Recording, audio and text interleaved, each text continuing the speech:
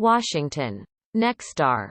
A group of Democratic senators sent President Joe Biden a letter Tuesday outlining a plan to bolster the bank accounts of Americans struggling economically because of the COVID-19 pandemic.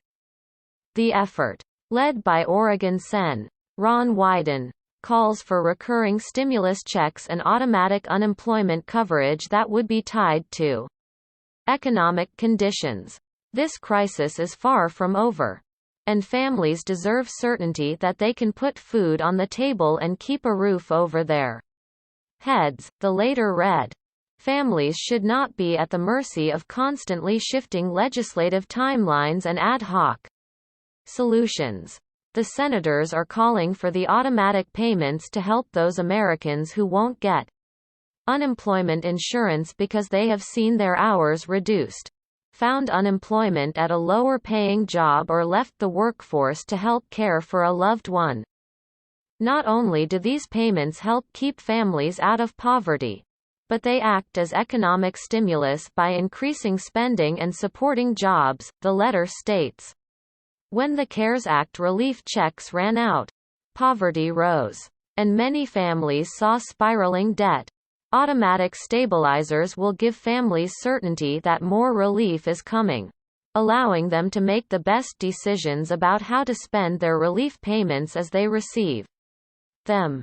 The letter has been signed by Senators Sherrod Brown, D. Ohio, Bernie Sanders, IVT, Elizabeth Warren, D. Mass, Alex Padilla, D. Califf, Cory Booker, DNJ, Michael Bennet, D. Colo, Ed Markey, D. Mass, Kirsten Gillibrand, DNY, and Tammy Baldwin, D. Wiss. It's not clear how much the recurring stimulus checks would be for, and it appears that the group may have a tough road ahead after Biden and other Democrats bowed to party moderates Wednesday by tightening eligibility for stimulus checks as leaders prepared to move their $1.9 trillion COVID-19 relief bill through the Senate. At the same time, the White House and top Democrats stood by progressives and agreed that the Senate package would retain the $400 weekly emergency unemployment benefits included in the House-passed pandemic legislation. Moderates have wanted to trim those payments to $300 after Republicans have called the bill so heedlessly generous that it would prompt some people to not return to work.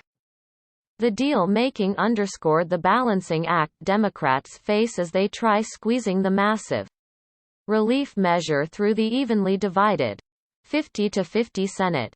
The package, Biden's signature legislative priority, is his attempt to stomp out the year-old pandemic, revive an economy that's shed 10 million jobs, and bring some semblance of normality to countless upended lives. Democrats have no choice but to broker compromises among themselves. Thanks to their mere 10-vote House margin and a Senate they control only with Vice President Kamala Harris's tie-breaking vote, the party's moderate and progressive factions are competing to use their leverage, but without going so far as to scuttle an effort they all support.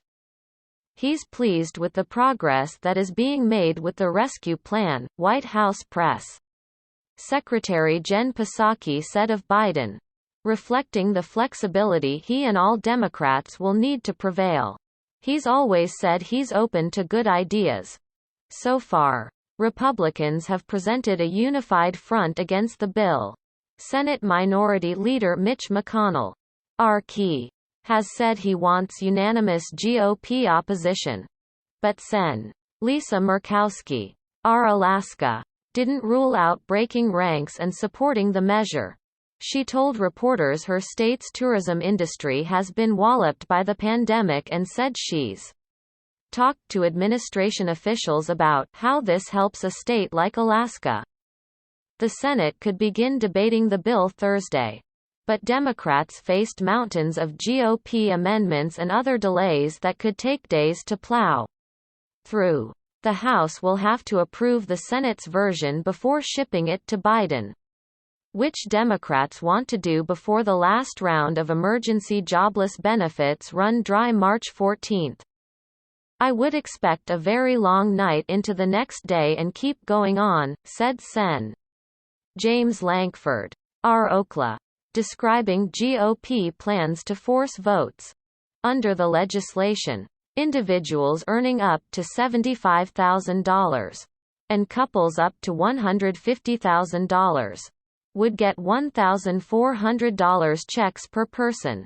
The House-approved version would gradually phase down that amount, with individuals making $100,000 and couples earning $200,000 receiving nothing.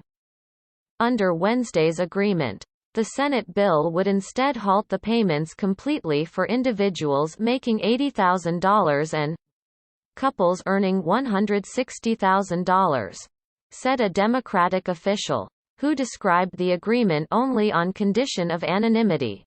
That means some people who received the last round of $600 relief checks approved in December wouldn't get anything this time. The Liberal Institute on Taxation and Economic Policy estimated that the pared-down Senate eligibility levels means 280 million adults and children would receive stimulus checks, compared to 297 million people under the House plan. West Virginia Sen. Joe Manchin, perhaps the chamber's most conservative Democrat, has favored lowering the relief check eligibility limits and opposed the House bill's minimum wage increase. He suggested Wednesday he'd backed the emerging Senate legislation, saying it really does have enough good stuff that we should be able to make this work. In a swipe at moderates, Rep. Mark Pocan, D. Wiss, a leader of his chamber's progressives, called the new phase out of relief checks a silly and stupid effort to appease the one or two people who can hold things up, yet asked if the change could threaten the overall bill. Pocan said, "Let's hope they don't screw too many things up. We need to get this done."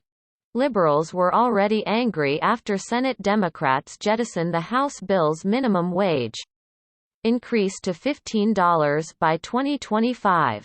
They did so after the Senate parliamentarian said the chamber's rules wouldn't allow the boost in the bill, and as Manchin and Sen. Kirsten Sinema, D. Aries, said they'd oppose its inclusion, sealing its fate. The House version of the relief checks would cost $422 billion, making them the package's single most expensive item. The two chambers' bills are largely similar, with both bearing money for state and municipal governments, COVID-19 vaccines and testing, schools, health care subsidies and tax breaks for children and lower-earning people. Republicans continued lashing the measure as an overpriced Democratic wish list of liberal causes that lavishes help on many who don't really need it. Democrats had a choice, McConnell said. They chose to go it alone. Tack to the left. Leave families' top priorities on the cutting room floor. This is not a liberal wish list, said Senate Majority Leader Chuck Schumer. DNY. This is an American wish list when people want checks to help them get out of the morass. That's not a liberal wish list, that's what the American people want. Slowly, the Senate bill's contours were taking shape. Senate Democrats were removing $1.5 million for a bridge between New York State and Canada and around $140 million for a rapid transit project south of San Francisco after Republicans cast both as pet projects for Schumer and House Speaker Nancy Pelosi. D. Califf. Aides to both Democratic leaders said the projects weren't new and had been supported by the Trump administration. Democrats are using special rules that will let them avoid GOP filibusters that would require them to garner an impossible 60 votes to approve the legislation. The Associated Press contributed to this report.